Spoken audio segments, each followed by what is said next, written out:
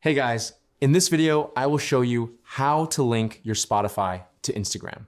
All right, so let's begin with the video.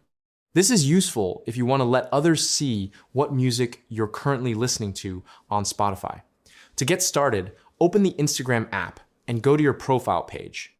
Then tap on your profile picture where it says something like inspo needed, and then select the music icon.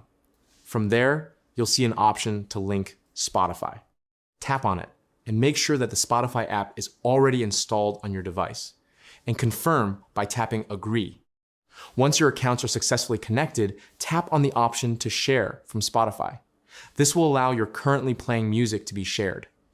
Next, open the Spotify app and start playing any song. After that, return to Instagram, and you'll see that the song you're listening to is now displayed.